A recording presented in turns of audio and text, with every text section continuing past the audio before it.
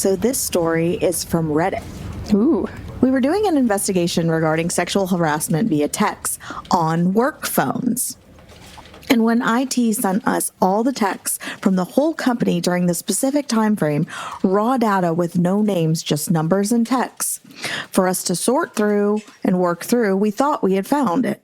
However, the ones that we had found when cross-referenced were actually consensual texts between the CEO and controller who were having an affair, both married. We also had to counsel that same CEO for watching poop porn on his work computer. No. This activity was flagged by our IT security group. Poop porn. Can you imagine how thrilled I was to sit down and tell a grown man to use his own computer for those activities? I didn't even know there was such thing as poop porn. Never mind. There is. 2 girls, 1 cup. Oh, wait. yeah. Yes? Yeah. Oh, right. No, nobody'd be Googling. I think I blocked that out intentionally. But I appreciate the care, the level of the HR care here that people don't always see, but that she's not shaming, but just use your personal device, assuming it meets all other legal things. Use your personal device. Don't use your company. Even the CEO, and people think leaders never get talking tos, but yeah, that. Ooh. Yeah, no, we do all the time. Like one of the HR kind of sayings, I think, is that newspaper headline test, right? Like, don't do anything, CEO, that you don't want to see as a headline in tomorrow's news. You know, so that we try and keep everybody out of trouble, even ourselves, but damn. Yes. But surprising, actually not surprising at all anymore for me, but we need to write like a real HR job description, because people, once you've been in HR for like, what do you guys think, 6 months, you start to realize like all of the real stuff you have to the stuff you have to deal with. But it's those people that choose HR, people that have that as their major or going into it, that they have absolutely no idea what that's about to be like. Mm-hmm. It almost reminds me of like when you become a first-time parent or something. Like there's things that the generation before you hasn't shared with you know what I'm saying? Like things don't get passed down. Like the nitty gritty, like the gross stuff, whatever, like you just don't talk about a lot of these things.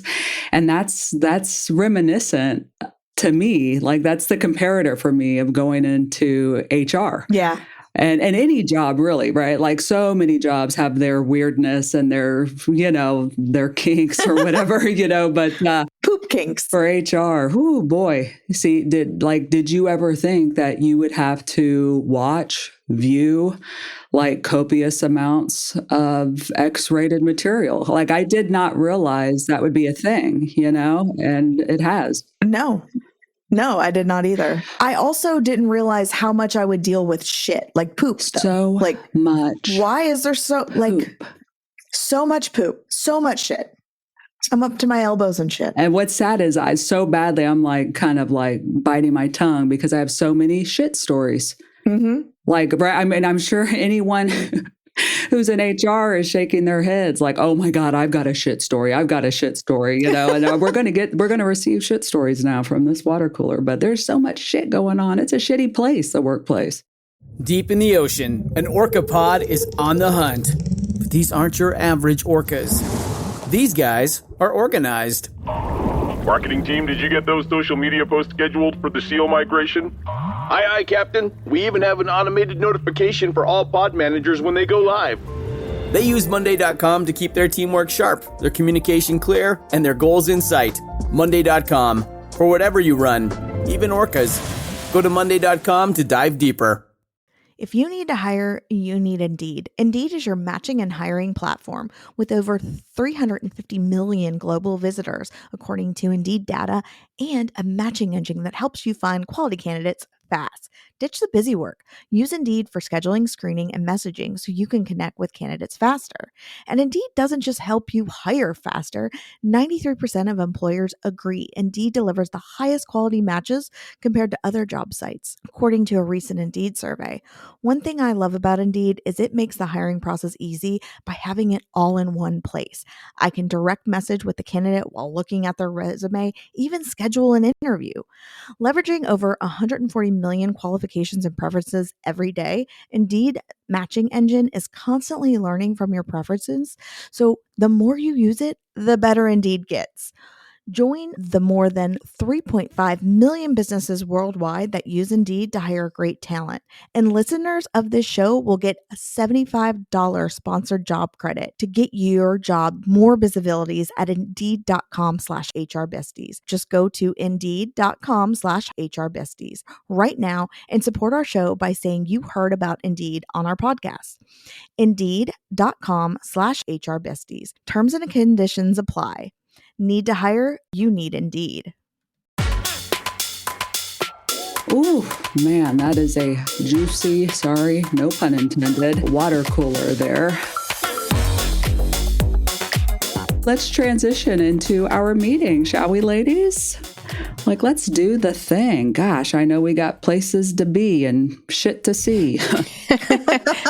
Thank you so much, Jamie, for that water cooler talk there. First up on our official meeting agenda, as always, is Cringe Corporate Speak. And Ashley is on the docket for that. Try to give you a legal term there, huh? And so she's going to take that. And then we will transition into our meeting hot topic of the day, which is when HR doesn't report directly to the CEO, aka what an org chart means. Kind of, right? There's a lot of symbolism that you can pull from the org chart there. And so we'll give you our fresh takes on that, and you can certainly have some discussion topics and side meetings in your workplace, see if they align. And then as always, we'll move into questions and comments. Shall we kick it off, ladies? Ashley, take it away. Well, I didn't know Jamie's story was going to be so appropriate for the Cringe Corporate Speak, but it is smell test. That was unplanned. Well, by y'all. There you go. That's right.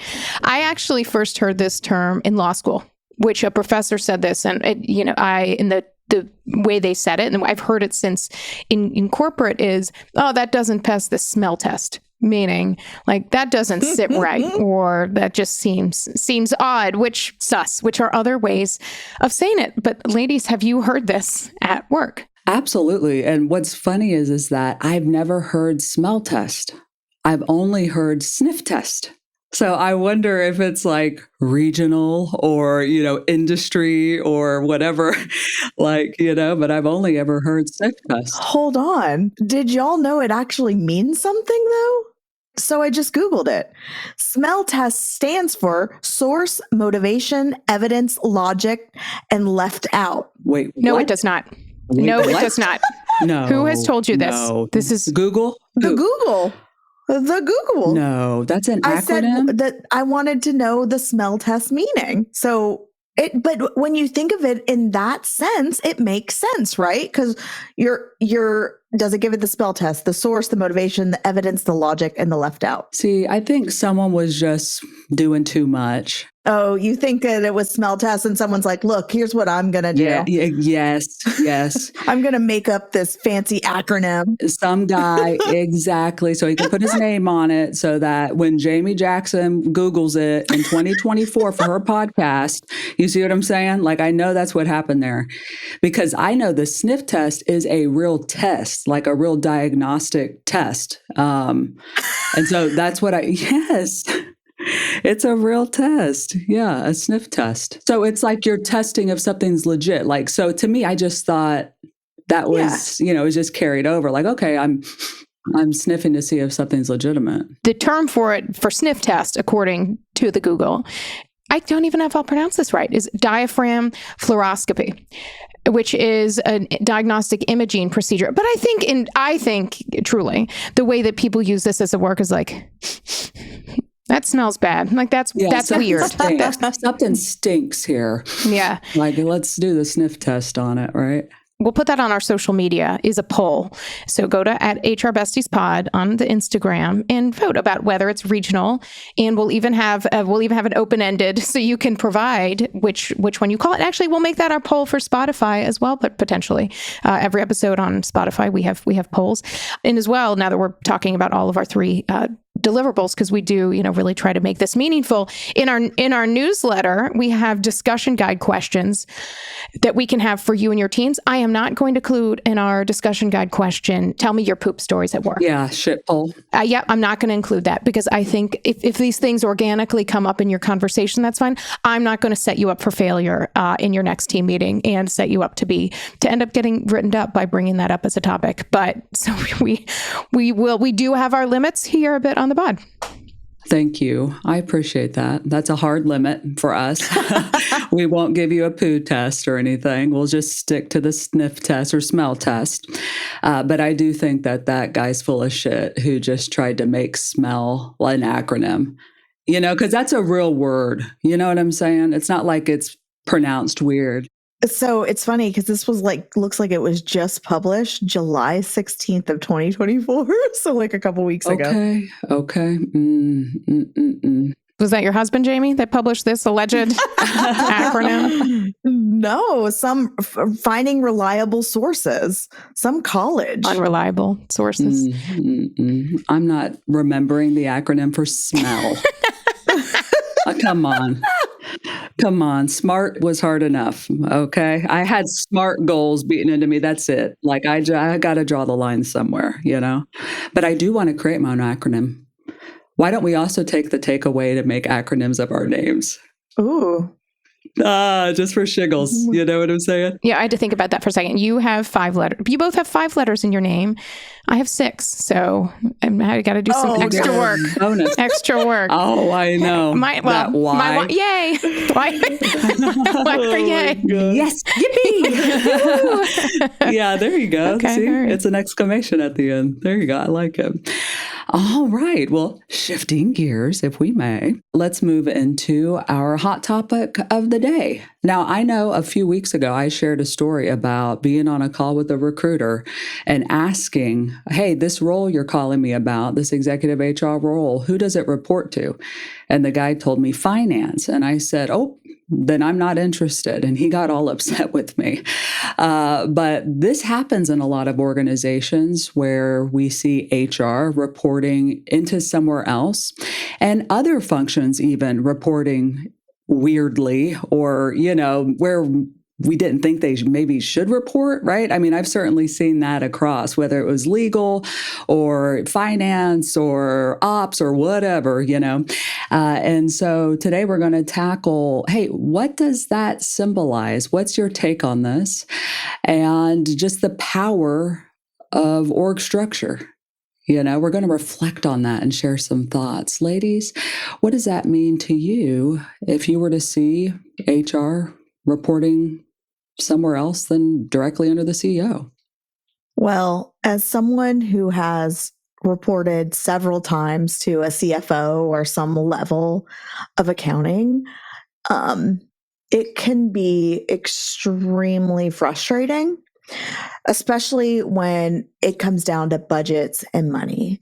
So, whether you're trying to get raises, market adjustments, bonuses, or even just engagement budgets or, food budgets or something, it's very difficult because finance typically holds the pocketbook.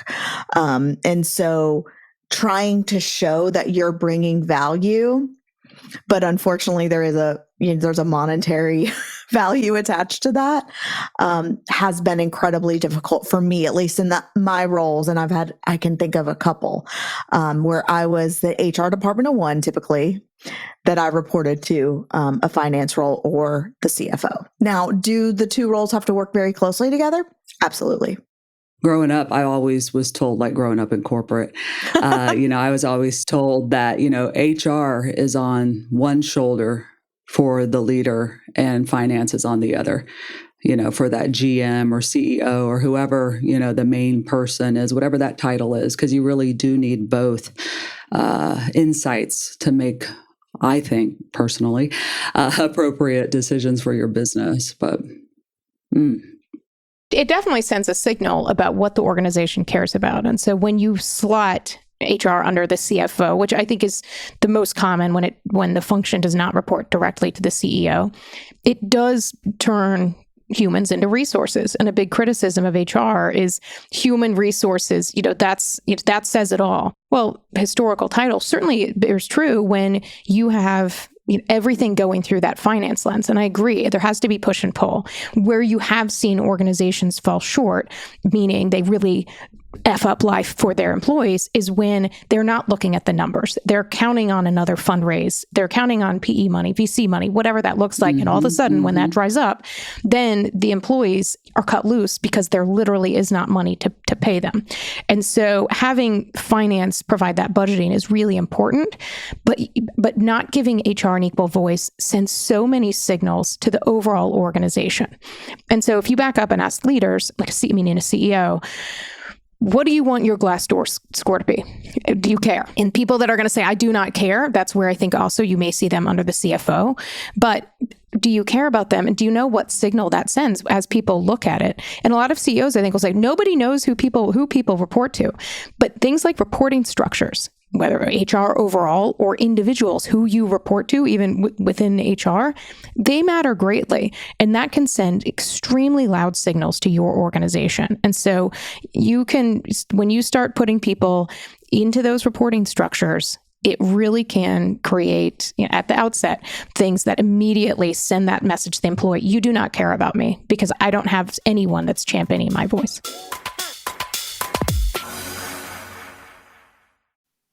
Big news, besties. I recently signed up for my first ever marathon. So I'm trying to work on what goes in my body as well, which means I just ordered chef-crafted meals from Factor. Now, from listening to the show, you'll know that I'm the one who spills coffee on myself. So the no prep, no mess factor, no pun intended, is what I need. Their meals are dietitian approved and ready to eat in 2 minutes. So no matter how busy you are at work and in the rest of life, you'll be able to enjoy nutritious, great-tasting meals. Don't want to sign up for the marathon with me? I get it.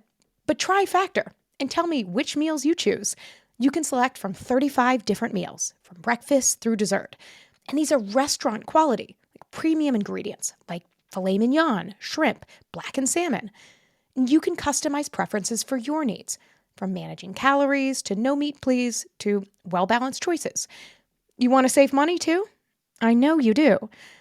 Head to factormeals.com/HRBesties50 and use code HRBesties50 to get 50% off your first box plus 20% off your next month.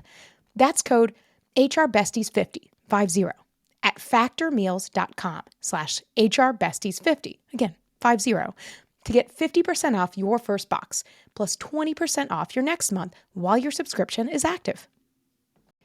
I'm in HR, so of course I love fall and everything pumpkin spice, but I'm not ready for fall because I don't have my fall wardrobe yet. If you're in the same boat and love a good seasonal shift, Quince makes it so much easier. Their pieces are timeless, high quality, and affordable, so your tears aren't about your credit card bill. They're happy tears over how beautiful the leaves changing are in your new cozy sweater, or a washable silk top that you can wear for work and not worry about spilling coffee. But here's the best part. Quince partners directly with top factories, cutting out the middleman and passing the savings on to us. Plus, they only work with factories that follow safe, ethical, and responsible manufacturing practices. So not only can we score major deals, but also support good practices. A win-win. Okay, now I'm going to get my pumpkin spice candles out. But before I do, make switching seasons a breeze with Quince's high-quality closet essentials. Go to quince.com/HRBesties for free shipping on your order and 365-day returns.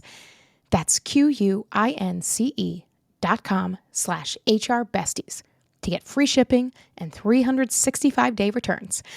Quince.com/HRBesties. I remember working with a leader, maybe they were called a VPGM, the head person of like 10,000 people. It could have been a CEO probably 20 times over, right? But, big traded company. And I remember he would always say, reporting lines don't matter, right? Structure doesn't matter to me, says the guy who's in charge. Right. So I'd always say that like a cheeky bitch, right? Like, yeah, of course they don't matter to you, but org structure absolutely drives the power dynamics and the decision making within an organization. Jamie gave an incredible example that I just like to harp on when it comes to requesting monies for promotions or bonuses or whatever, all of the people payment stuff, right? Those purse strings are held by the vertical leader. So in her case, it was absolutely the CFO or the VP of finance or whatever, and they are holding those. And so when you yourself are your own respected and respectable should be function, you should be your own vertical. It is so demeaning. It feels demeaning. It feels like, a child-parent relationship, being unable to make the decisions you should be able to make for your people and organization, because I totally trust and know, and again, in this example of Jamie's, Jamie knows her people. Jamie knows the work they do. Jamie knows the background required. She knows the KSAs, knowledge, skills, and abilities. She knows that all of that, all things HR. And then so when it's shifted under there, you have a finance leader that doesn't know that shit, because that's not what they went to school for, they shouldn't know all those intricacies. And so naturally, people have bias, they're going to put the finance stuff over the HR stuff because they're closer to it. They get it, so it's a wonderful example when you have that sort of structure or alignment of, one structure that's kind of less than. And it doesn't just happen with HR. You all probably have other examples, across other functions, perhaps, where you see this as well. I was reflecting. I've had 3 jobs that I have reported to some sort of like finance or accounting. And each of those, I was a department of 1 too, which is typically where you see this, right? And I was also thinking about how toxic those places were. And it honestly happened to be my most 3 toxic jobs. Like thinking it, I'm like, wait a minute, now that I think about it. And I think that there is some alignment there. I even used to say to my old boss at this one particular company and she agreed, that, I really deal more with operations and the CEO than her. Like she doesn't know what I do on a daily basis. If someone came up to her and asked what Jamie does, like she couldn't be able to tell you, because really I'm working with ops and the CEO daily. And that was no fault to her, but HR got thrown under her. And I think that happens a lot. They don't have nowhere else to stick us. So they throw us under accounting because of payroll, right? Well, payroll and accounting. So they all go together. And like I said, where they do work very closely together, but then you have that unfortunately, that line where I've always felt like in those jobs, I did not have as much, not power, that's not the word I'm looking for, but maybe influence over the CFO as I could have on the CEO or even operations, because I'm explaining how, another microwave will take care of our employees or whatever it is. And, the microwave's only this much money.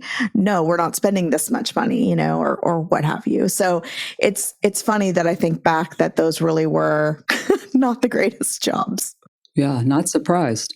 Every organization, whether you're a corporation, a nonprofit, government, everything at work it's a game of telephone, and reporting structures are absolutely a game of telephone. And I think it's a great point, Jamie. Whenever you have a layer above you, no matter who it is, they're going to be trying to translate for you, and they're going to do it through that lens. And so for HR in particular, what can be hard, especially if you're reporting up through finance, is HR people, at least a subset of HR, tends to know what other people make. And it can be tricky because even with things like pay transparency, you'll see at times in the laws saying people that have to know salaries based on their job can't use that information for their own benefit. And whether that's a law or you may have at an organization, someone saying, okay, HR, well, don't try to look out for your interests. You don't understand what everybody's jobs, but it can feel, if you're in HR and you look through finance and you look at that CFO, she or he has their team. Oh, their team is protected. You see what they're making. They're getting their salaries, their increases, their bonuses.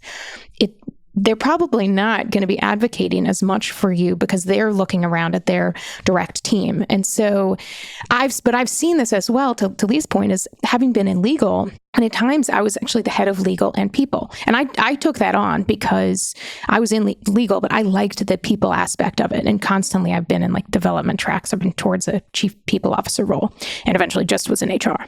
But it was always tricky because at times, even as a lawyer, you would get more respect. When I would say things as a lawyer, it would get more respect than when I said it as HR. Because lawyer, and sometimes it was helpful because as bad cop, I could say, if this happens, these are the penalties. Like, okay, that's scary. It can be a lot harder to quantify, but that's why when you're in HR, whether you're a team of one or a large team, looking at data and resources, and we talk about things like Harvard Business Review. While that sounds super lofty, it's a lot of their information really talks to people more at that like 8th grade level or high school level in ways that you can translate that to data, whether it's making the case for reporting structures or anything like that. And so I just think you already are at a bit of a disadvantage in HR because you can frequently be seen as a nice to have. And so finding ways to translate that into data are some of the best ways, whether it's to change your reporting structure or to influence, which is what I know a lot of people in HR want to do. They just do not know how. Yeah. And I mean, I know that especially in the financially focused organizations, like it's all money focused, right? A lot of startups, right? Boy, there is this, and I speak from experience, there's kind of this HR, ooh, or people, ooh, or unknown space, ooh, gray space, ooh, right? To your point, Ashley, about the perception that HR could be less quantitative and way more qualitative in nature. So it's kind of like, wow, okay, that's lawsuit zone, that's gray zone, that's I don't get this zone because I personally, as a finance leader or ops leader or CEO or whatever, I think in boxes, that, like whatever. Right? You kind of hear it all. But that, really that position of the leader is what drives a lot of structures.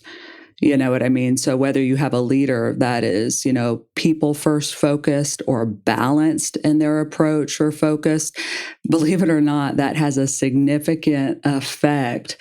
You all can believe it, but it has a very direct and significant effect on org structures. I've gone into organizations and they want to turn the org structure inside out. And I've had a leader do it for a people first focus reason. And I had another one do it because HR scared the shit out of him. He wouldn't ever say it like that to me, but that's exactly why, right? And so he wanted to, get control over that function or whatever, It's like, no, we're not doing that. A lot of what happens in an organization is trickle down. It's absolutely top down.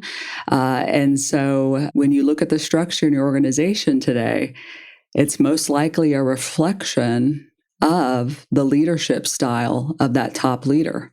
That's what's so fascinating when you look at that, is it flat? Because that means then communications are getting to more people, right? There's less noise, confusion, and chaos. Well, then you probably have a leader that's very democratic and not totalitarian and loves, everyone being in the know and bringing people together and collaboration and teamwork, so just kind of think about that, like how that top leader and decision maker ultimately is having an effect on that structure. Nothing is on accident in the workplace. Okay, that's just, we are all making these decisions very consciously, it's not natural, it's totally unnatural. We're creating these things, right? So everything's influencing everything. I just find that fascinating. I just nerded out real quick. I'm all into org behavior. I've got like a master's in this bullshit and I just love it. It's fascinating. If you're looking at this and you're thinking, okay, you know what?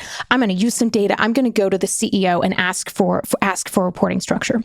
Is to be mindful that anytime you're making a request, and whether you're an HR looking to the CEO, whenever you're requesting it to somebody, you can't just go in at whatever that request is and go all about yourself. Everybody can make their choices.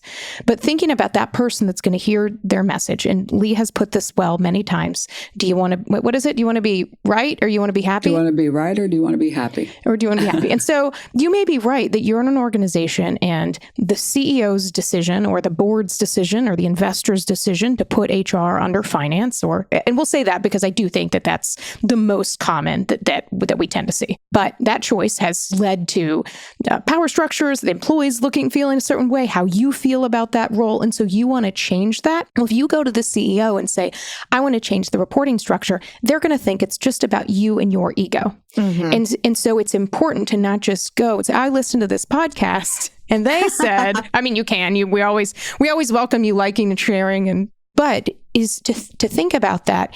What message does that send to other people? I mean, I've had this conversation when I've had title changes in my career.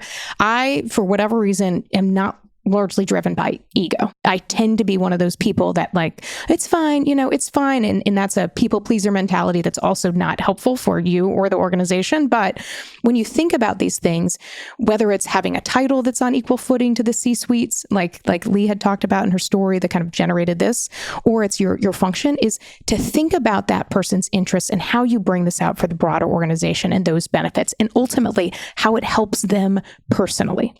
Because especially as you get to the top, those leaders do tend to have pretty significant egos.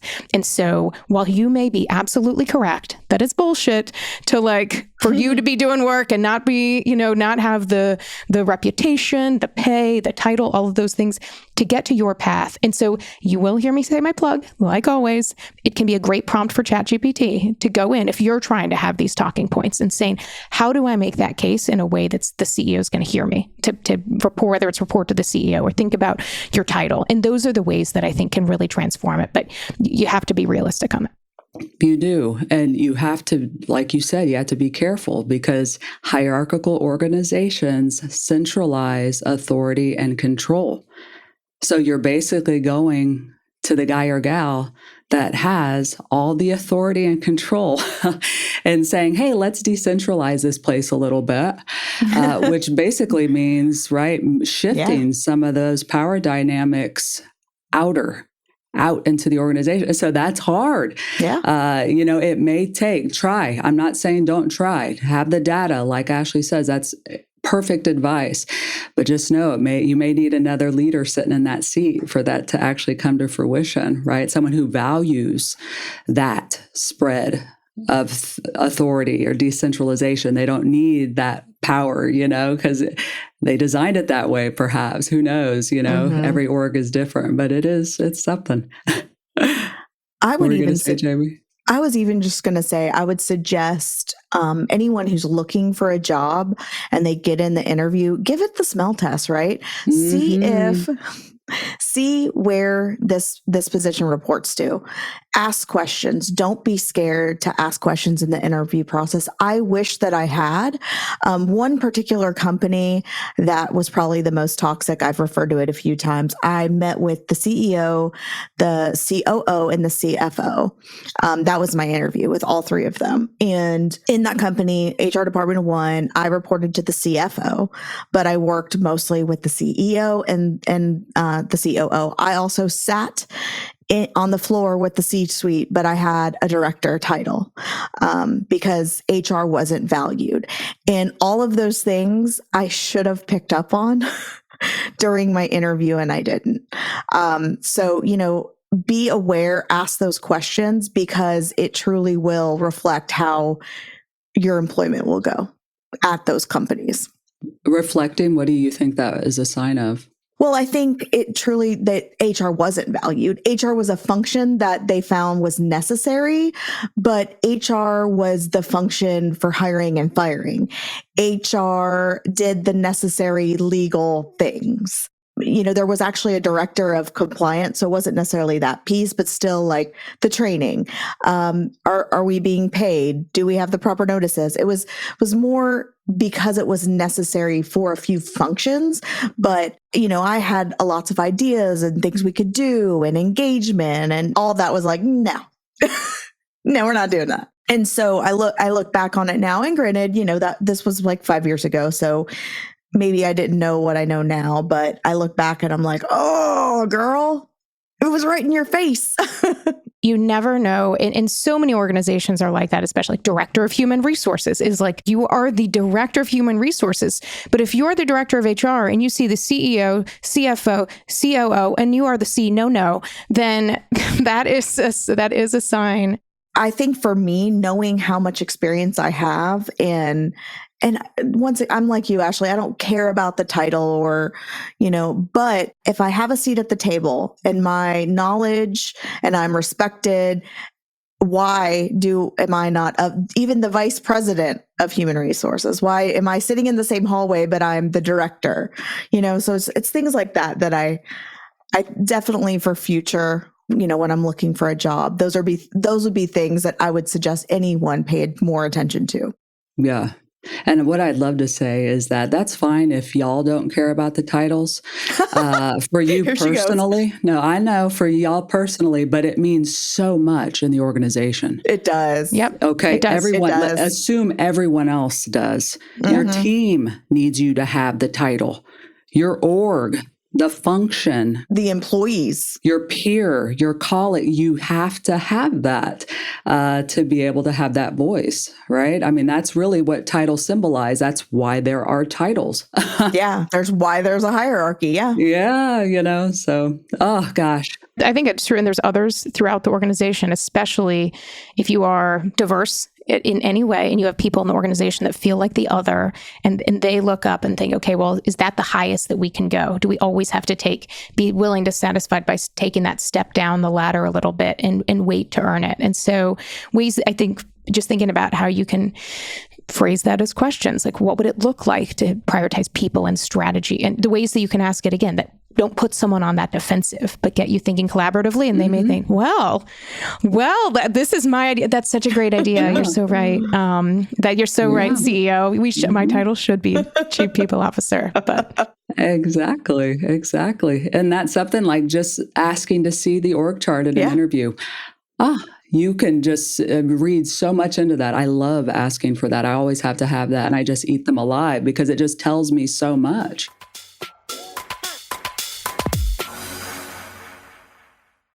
When you're hiring for your small business, you want to find quality professionals that are right for the role. That's why you have to check out LinkedIn Jobs. LinkedIn Jobs has the tools to help find the right professionals for your team faster and for free. LinkedIn isn't just a job board. LinkedIn helps you hire professionals you can't find anywhere else, even those who aren't actively searching for a new job but might be open to the perfect role. In a given month, over 70% of LinkedIn users don't visit other leading job sites. So if you're not looking on LinkedIn, you're looking in the wrong place. On LinkedIn, 86% of small businesses get a qualified candidate within 24 hours. Hire professionals like a professional on LinkedIn. That's where I have always gone first as a hiring manager. I'll be honest with you, almost my entire career now. Post your job for free at linkedin.com/HRBesties. That's linkedin.com/HRBesties to post your job for free. Terms and conditions apply. Have you used Shopify? Shopify is the global commerce platform that can help you sell at every stage of your business. From the launch your online shop stage, to the first real life store stage, to the did we just hit 1 million orders stage, Shopify's there to help you grow. And I know that firsthand because as a digital creator, I have some swag and merch. And guess what? It was Shopify that helped me put it out there. That's right. I've got your back with a t-shirt that says, not a question, but a quick comment. And Shopify has my back to help get that t-shirt directly to you. Shopify gives me everything I need to take control of my business and take it to the next level. Sign up for a $1 per month trial period at shopify.com/HRBesties, all lowercase. Go to shopify.com/HRBesties now to grow your business no matter what stage you're in. Shopify.com/HRBesties. Should we shift into Q's and C's? Questions and comments? Are you all ready? Yeah, since Jamie's already covered us off our bingo card of corporate speak. I mean, you're so good at that, Jamie. So good at that. She is good at that. Oh, gosh. Questions and comments. What do you all have? I have a question, but it's definitely not at all related to what we just talked about. Great. It's fine. It's a typical staff meeting. Okay, cool. So this is very weird, but I happen to think about it. Do you guys plug your phone in at night when you go to sleep to charge? Yes, I do. No, I mean, I lay it on a dock. I don't plug anything. But you still, like, you charge it at night when you sleep? I charge it, yes. Do you know that there's people out here freeballing and raw dogging their percentage and they don't charge it every night? Yeah, sadistic. Is that not wild? I learned that. A friend of mine doesn't charge her phone every night. She just wakes up and might be at 30%. What? No. No. That's It's very random, but like this really shook me to my core. smell test. See, I didn't even think that was optional, right? I didn't even think that was optional to not like charge your phone overnight. Well, I'm never going on a road trip with her because I can guess her gas and what she does going down to the little E. You know and all of a it. sudden, I'm going to be pushing her probably big ass SUV down the highway because she doesn't charge her phone and she's not filling up that gas proactively as I like to live my life. So we think that's just a lack of conscientiousness. Like that's like a personality trait thing that drives that. Is that someone who just loves risk? I feel like we're all probably type A. Maybe that's type B. I don't know. What type? That's what I'm asking. What the fuck type is that? Type Z. What the heck? That's why we need to have a poll on this because I'm like, this blows my mind that there are people that don't.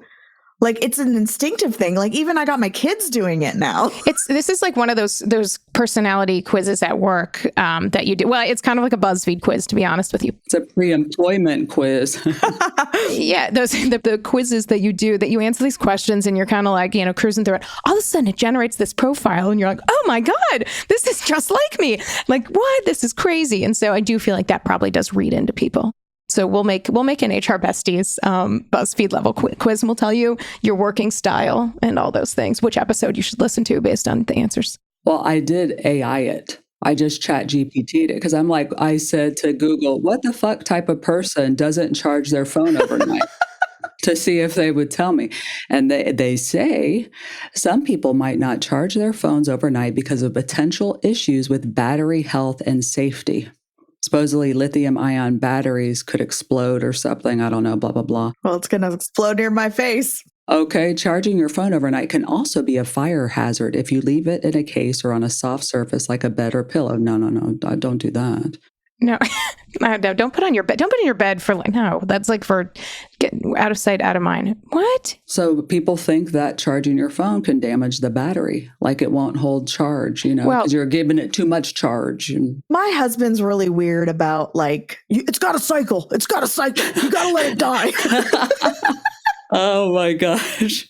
No, it's fine. I'll get a new one come, I'll get a new one come Apple Day or whatever. Oh, right. Look at that feature. That's fun. Here we go. He does though. Like everything's got to wear out first, like shoes. Well, we learned something. I didn't even know that was an option. Well, I have a comment about titles, and you will probably not be surprised that the story, as I think of it in my head, sounds a bit more corny than I thought it was at the time. When I started Manager Method, I left my biggest job I'd ever had, head of HR North America for a large very well-known consulting firm. I left that job and was starting Manager Method, and a prior company let me come back to do legal and HR, and were fine with me starting Manager Method as well. So shout out.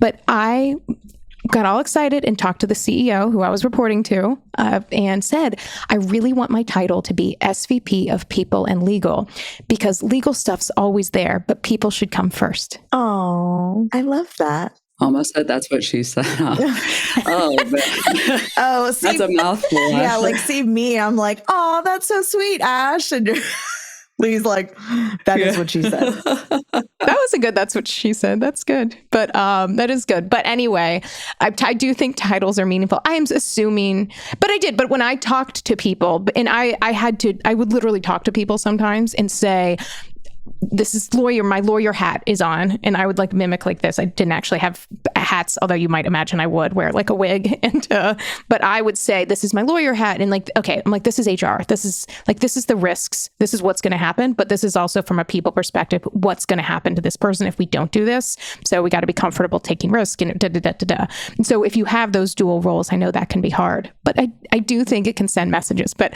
as you can imagine, I brought it up when I'd be on calls with people and say, that's why my title is People Before Legal, because I want to prioritize, like the legal stuff will always be there, but I really want to be a people focused leader. And now I feel like if I put that on a LinkedIn post, I would fly right over to LinkedIn Lunatics. So I'm not putting that in writing. Servant leader. See, there you go. There you go. But what's so funny is you would have told me that in a meeting and I would have loved hearing it, but I would have already made that assumption based on the order in the title. I have spent hours working on titles, even just one title. I'm not even kidding, because of just the power, the optics of it. Oh, nerd shit. Oh, I love it. Words. Oh, love them. Oh, gosh. Hashtag. I love that. But good for you. I like that. And I love that you shared that too with people. I think that's badass. Okay. Well, I don't have a question, but I do have a quick comment if I may, and I will. We started this meeting talking about shit. Okay. Just to remind y'all, I'd like to end it talking about shit as well. So we quipped about how there's lots of shit going on in the workplace, like a literal feces happening at work. And I'm not going to gross anybody out, right? But I have definitely had many situations of employees shitting in the sinks and shitting in corners and wiping feces like on doors and walls and whatever. And if that is happening in your workplace, okay, some of y'all know I've got a psych background. Like that's my number one passion. That's like what I started doing. I was pre-med for psych and all of this, blah, blah, blah, blah, blah. It's a control thing. That person feels so out of control that they are symbolically, they don't realize this. They are controlling what they can, which is their own defecation, and symbolizing their distress and lack of control to you by doing stuff with their shit. And when you think about it, air quotes, it makes sense. I know that it does. I know it doesn't make sense, right? I've never shit somewhere like in a sink in public. Right. I've never done those things, but that happens in the workplace sometimes. And you can Google this. I'm sure there's research papers. I haven't read them. I've only gone just, a little deep into this to try and figure out the motivations of people for doing it. But when an employee, let's say it's an hourly employee, is having all their decisions made for them, they are getting no communications, and they feel completely out of control in an extremely toxic work environment. Layoffs are happening left and right. They can't trust their boss. That's sometimes what people do to say, fuck you, right? To say, fuck you, I hate this place, because they just feel so trapped and out of control. So isn't that something? Yeah. Yeah. I know. I'm just like, It's sad, but I've had it a lot. It is sad. I know. But when you think about it, if you ever had a shitter, I've had a shitter a few times, and it's like, oh yeah, that workplace freaking sucked. You know what I mean? Like no one's shitting on the walls in a well-run workplace. Okay. I've never seen that. Think about it. There's a correlation there. You know what I mean? They're saying this place is toxic, and I'm going to double down on the toxic by putting some of my toxic waste on your toxic walls, bitch. The reverse Uno card that... It's a reverse Uno card. Well, then the question is, who has to clean it up? And Jamie. Either... No, but seriously, why does it always come to HR? Like, I got to clean it up. Oh, man. Shit. That doesn't pass the smell test. We're only the figurative shit picker-uppers, not the literal ones. Damn. Though I have picked up shit. Y'all have heard that story. I think I told it in season 1. I know. Exactly. Yeah, you're fucking tripping doing that, girl. You crazy. Well, on that note, we hope your day is not shitty. Yeah. Right? We hope you have non-shit-filled days. How do you say that? There really is no salutation with poop, is there? We're just going to sign it off. And end scene. Oh, gosh. And end scene. Have a wonderful, smell good day.